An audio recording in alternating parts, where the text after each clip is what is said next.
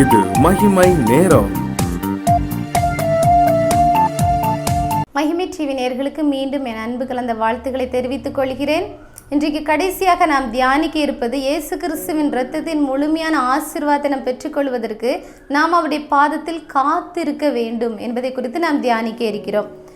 இதற்கு ஆதாரமாக எடுத்துக்கொண்ட வேத வசனம் அப்போஸ்தலர் 1:5 ஆகியால் நீங்கள் எருசலேமை விட்டு போகாமல் என்னிடத்தில் கேள்விப்பட்ட பிதாவின் வாக்குத்தத்தம் நிறைவேற காத்திருங்கள் என்று என்ன செய்கிறார்? கட்டளையிடுகிறார். அப்போது நம்ம காத்திருக்கிறது அவசியம். இப்போ ஒரு சின்ன கோழி குஞ்சு எடுத்துக்கிட்டோன்னா அது கோழி முட்டையிட்ட பிறகு அது ஒரு நம்ம உடச்சி பார்த்தோன்னா தனியாக வெள்ளைக்கரு மஞ்சக்கரு அப்படின்னு இருக்கும். ஆனால் அது மேலே அந்த கோழி அடக்காத்து அந்த வெப்பத்தின் நிமித்தமாக அது அழகான ஒரு குஞ்சியாக என்ன செய்கிறது வருது. இதே போல் ஒரு வண்ணத்து பூச்சி எடுத்துக்கிட்டு பாருங்கள், ஒரு கேட்டர்பில்லராக இருக்குது, ஒரு புழுவாக இருக்குது, அப்புறம் ஒரு கூட்டு புழுவாக இருக்குது. அப்போ இருக்கும்போது அதில் இருக்க இலைகள் எல்லாவற்றையும் என்ன செய்கிறது? சாப்பிட்டு அப்படி வேகமாக என்ன செய்கிறது? வளரும். அப்புறம் வண்ணத்து பூச்சியாக வந்த பிறகு அந்த இலைகளெல்லாம் சாப்பிட்றதில்ல, அது அப்படியே அடங்கி இருந்து அதுக்குள்ளே பலத்தை இதுக்குள்ளே இருந்துட்டு அப்புறம் வெளி வரும்போது அழகான ஒரு மண்ணத்து பூச்சியாக வருது. அதற்கு பிறகு தேனை மட்டும் என்ன செய்கிறது? சாப்பிடுகிறது. அதே போல தான் நாமும் நம்முடைய காத்திருக்குதலின் நாட்களை நாம் பார்த்து தியானித்தோம் என்றால், இந்த காத்திருக்குதல் அப்படின்னா நம்ம அப்படியே பலத்து கைக்குள்ளே அடங்கியிருந்து அப்படியே நம்ம ஜெபிக்கணும்னா ஜெபிக்கணும், இங்கே போகணும்னா போகணும், இங்கே போகக்கூடாதுன்னா போகக்கூடாது, அப்படியே நம்ம அமர்ந்திருந்து தேவனுடைய வேலை வருகிற வரைக்கும் நம்ம அமர்ந்திருந்து காத்திருப்போம் ஆகில் கழுகுகளைப் போல செட்டைகள் அடித்து எழும்புகிறவர்களாக நம்முடைய வாழ்க்கையில் நம்ம என்ன செய்வோம்? காணப்படுவோம். இப்போ பாருங்கள், கழுகுகள் தங்களுடைய இறகுகளெல்லாம் அப்படியே விட்டுட்டு ரொம்ப நாள் அப்படியே இருக்கும். அது திருப்பி புதுசாக வளரும் போது அது என்ன செய்யும்? புதிதாக செட்டைகள் எடுத்து எழும்பும்.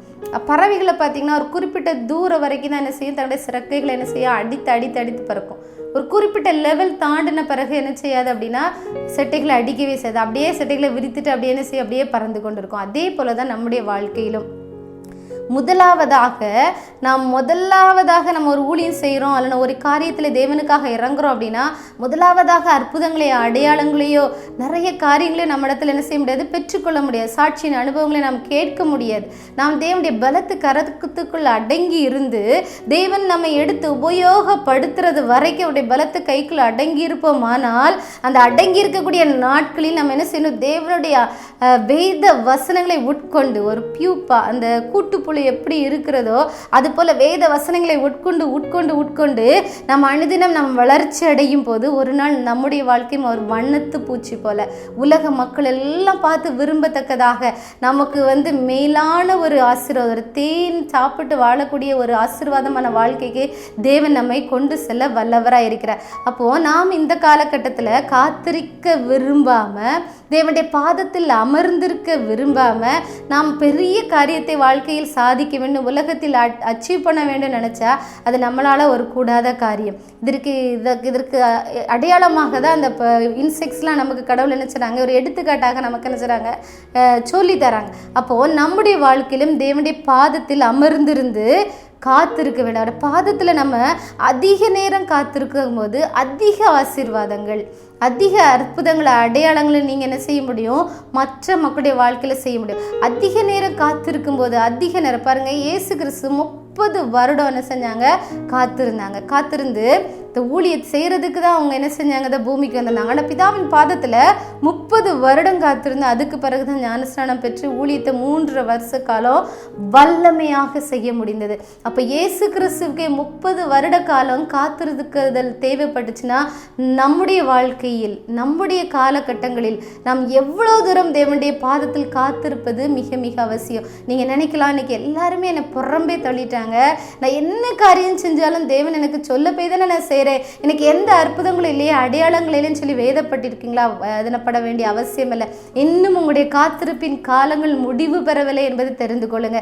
அந்த காலங்கள் முடிவு பெறும்போது நீங்கள் ஒரு வண்ணத்து பூச்சியை போல ஒரு அழகான கோழி குஞ்சியை போல் நீங்கள் என்ன செய்வீங்க, அழகாக வெளியே வருவீங்க. அப்படி வெளியே வரும்போது எல்லாரும் உங்களை பார்த்து இது எப்படி ஆயிற்று, இது கண்களுக்கெல்லாம் ஆச்சரியமாயிட்டு. ஏசு கிறிஸ்துவை பார்த்து சொன்னாங்க பாருங்க, இவர் தச்சரின் மகன் அல்லவா அப்படின்னு சொன்னாங்க. அப்போ இவருக்கு எவ்வளோ இப்படி அற்புதங்கள் அடையாளங்கள் என்னச்சுன்னு செய்ய முடிஞ்சு. அதே போல் உங்களை பார்த்து சொல்லுவாங்க, இவளுக்கு இந்த அளவுக்கு ஞானம் கிடையாத, ஒழுங்காக வாசிக்க கூட தெரியாத, பைபிள்லாம் இந்த காரியங்களை சரி இப்பேற்பட்ட பிரசங்கம் பண்ணுறாங்க, இப்பேற்பட்ட வல்லமை கடந்து வருது, வியாதியஸ்தர்கள் மேல் கைகளை வைத்தால் அவர்களுக்கு சுகம் கிடைக்குதுன்னு சொல்கிறாங்க அப்படின்னு சொல்லும்போது அவங்களுடைய வாழ்க்கையை நீங்கள் முன்னாடி பார்த்தீங்கன்னா அவங்க அவ்வளோ தூரம் தேவனுடைய பாதத்தில் என்ன செஞ்சுருப்பாங்க, இரவும் பகலும் காத்திருந்திருப்பாங்க. பலவிதமான பாடுகளுக்கு உட்பட்டு போயிருப்பாங்க. எல்லாவற்றையும் சோதனைகளெல்லாம் ஜெயித்து இப்பொழுது என்ன செய்வாங்க, சிறகடித்து பறந்து கொண்டிருப்பாங்க. எல்லா ஊழியக்காரங்களும் நம்ம குறை சொல்லியிருந்தோம். ஆனால் அவங்க ஒவ்வொரு ஸ்டெப் பை ஸ்டெப்பாக தான் என்ன செஞ்சுருப்பாங்க, மேலே வந்திருப்பாங்க. இன்றைக்கி அவங்க மேலே சந்தோஷமாக நல்ல வசதியாக இருக்கிறத நம்ம பார்த்து அவங்கள பார்த்து பொறாமப்பட்டு இல்லாத போல் அதெல்லாம் நம்ம பேசக்கூடாது. நாமும் தேவனுடைய பாதத்தில் அமர்ந்திருக்கும் போது உங்களையும் தேவன் ஒரு ஊழியக்காரனாக, ஒரு ஊழியக்காரியாக, எல்லாரும் புகழும் மன்னமாக உங்களையும் ஒரு பெரிய வாழ்க்கையின் உலகத்தில் ஒரு அந்தஸ்தை தந்து தேவன் உயர்த்த வல்லவராக இருக்கிறார். நாம் என்ன செய்யணும், ஊழியம் செய்வதற்கு சாதாரண விதமான அபிஷேகம் நமக்கு காணாது. தேவனுடைய பரிசுத்த ஆவியின் அபிஷேகம் நமக்கு கண்டிப்பாக தேவை. நம்ம மாம்சீகத்தில் நிறைய காரியங்களை நம்மளால் என்ன செய்ய முடியாது, சாதிக்க முடியாது.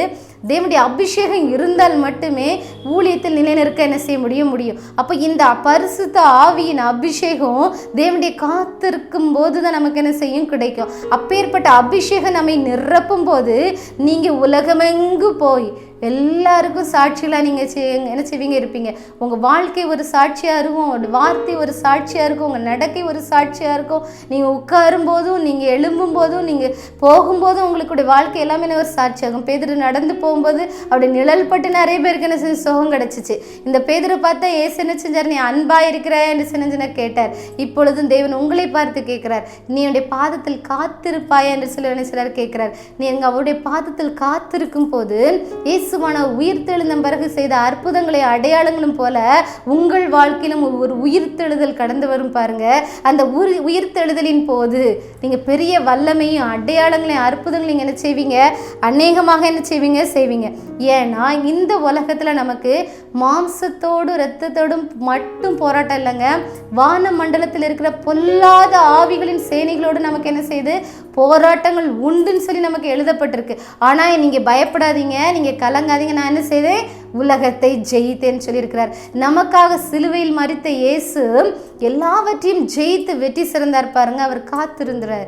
அவர் அடக்கம் பண்ணப்பட்ட நாளில் அந்த அடக்கம்பட்டு எழும்புறதுக்கு இடையில கூட அவர் என்ன செய்கிறார் அப்படின்னா, தேவனை பற்றி சுவிசேஷத்தை அறியாத ஆத்மாக்களுக்கு என்ன செய்தார், போய் பிரசங்கித்தார். அவர் ஒரு நேரம் என்ன செய்கிறாரு, வாழ்க்கையில் ரெஸ்ட் எடுக்கவே இல்லை. அப்போ நாமும் என்ன செய்யணும், நமக்கு ரெஸ்ட் அப்படி இப்படின்னு நினைக்காம நம்மளும் ஓடிக்கொண்டே இருக்கணும் பாருங்க. தேவன் நமக்கு வைத்திருக்கிற வேலை வரும் வரைக்கும் நம்ம காத்திருக்கிறோம். அதே போல தேவன் பாருங்க, மரியாதை வந்து சொல்றாங்க, இந்த கல்யாண வீட்டில் திராட்சை ரசம் குறைவுபட்டு விட்டது அப்படின்னு சொல்ல, ஏசு என்ன சொல்றாங்க, என்னுடைய வேலை என்னன்னு சில வரவில்லை அப்படின்னு சொல்றாங்க. அவருடைய வேலை வரும்போது தண்ணீர் திராட்சை ரசமாக மாறியதுன்னு பார்க்குறோம். அதே போல உங்களுடைய வாழ்க்கை இன்றைக்கு கசந்த வாழ்க்கையா இருக்கலாம். மாறாவின் தண்ணீரை மதுரமாக்கிய தேவன் மாறாவின் வாழ்க்கையாக உங்க வாழ்க்கையை மதுரமாக மாற்றித்தர வல்லவராக இருக்கிறார். நீங்க இன்றைக்கு தேவனுடைய பாதத்தில் காத்திருக்க உங்களே நீங்கள் அர்ப்பணிக்கும் போது தேவன் உங்கள் வாழ்க்கையும் இனிமையான வாழ்க்கையாக, மற்றவர்களுக்கு ஒரு சாட்சியுள்ள வாழ்க்கையாக, மற்றவர்களுக்கு ஒரு பிரயோஜனமுள்ள வாழ்க்கையாக உங்க வாழ்க்கையை மாற்றித்தர தேவன் வல்லமுள்ளவராக இருக்கிறார். ஒரு நிமிடம் நாம் கண்களை மூடி ஜெபிப்போமா? அன்புள்ள தகப்பனே, இந்த அருமையான வேலைக்காக நாங்கள் உண்மை நன்றியோடு துதிக்கிறோம், சோஸ்திரிக்கிறோம். அப்போ அந்த வாரம் முழுவதும் நாங்கள் நிறைய காரியங்களை தியானித்த தகப்பனே, எங்களுக்காக நீங்கள் சிந்தின ரத்தம் தகப்பனே, உம்மிடத்தில் பிதாவிடத்தில் எங்களை தூரமாக இருந்த எங்களை சமீபமாக ஆக்கிட்டு தகப்பனே, அது மட்டும் இல்லாமல் பயத்தோடு இருந்த எங்களுடைய பயத்தை நீக்கி ஜெயத்தை தந்தது ராஜா. சமாதானம் இல்லாமல் இருந்த எங்களுடைய வாழ்க்கையில் சமாதானத்தை தேவனாக நீங்கள் கடந்து வந்து எங்கள் வாழ்க்கையில் எங்கள் குடும்பத்தில் இருந்த ஐக்கிய குறைபாடுகளை நீக்கி போட்டு எங்களுக்கு சமாதானத்தை தேவனாக கடந்து வந்தீரே, உமக்கு நாங்கள் நன்றி செலுத்துகிறோம். அப்பா, நீங்க பட்ட வியாகுலங்கள் வேதனைகள் எல்லாம் நாங்கள் தியானித்த ராஜா. சிலுவையில் எங்களுக்கு நீங்க சொன்ன வார்த்தைகளை தியானித்த தகப்பனே, இப்பொழுது நாங்களுடைய பாதத்தில் காத்திருக்க எங்களே நாங்கள் அர்ப்பணிக்கிறோம் தகப்பனே.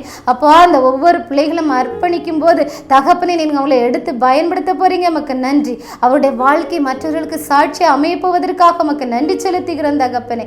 அப்பா, ஒவ்வொரு பிள்ளைகளுடைய சட்டையின் மறைவுக்குள் வைத்து அந்த காத்திருப்பின் நாட்களில் பிள்ளைகளுக்கு நிறைய காரியங்களை கற்றுக் கொடுத்து அவர்களை எழும்பி பிரகாசிக்கும் வல்லமையிலே விளக்காக மாற்றுகிற அன்புக்காக நன்றி செலுத்துகிறோம். அப்பா, எப்படி தகப்பனே ஒரு ஒளியை இழந்து அணைந்து போன ஒரு மெழுகுவர்த்தி மற்றொரு மெழுகுவர்த்தியை பற்ற வைக்க முடியாது, அதே போல நாங்கள் ஒளி இழந்தவர்களாக இருந்தால் என் தேவனுடைய இரத்தத்தை அப்பா, இரத்தத்தின் மூலமாக சிலுவையின் மூலமாக நாங்கள் ஒளியை மீண்டும் நாங்கள் பெற்றுக்கொண்டு எங்களை சுற்றி இருக்கிற அணைந்து போன மெழுகுவர்த்தி வாழ்க்கைகளையும் நாங்கள் பிரகாசிக்க பண்ண கிருபை செய்யும்படிக்காக ஜெபிக்கிறோம். நீர் அப்படி செய்கிற அன்புக்காக நன்றி செலுத்துகிறோம். நீர் செய்த நன்மைகளை நினைத்து உமக்கு நன்றி பாராட்டுகிறோம்.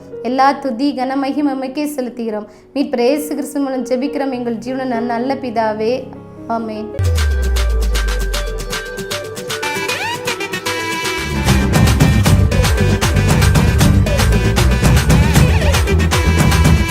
மகிமை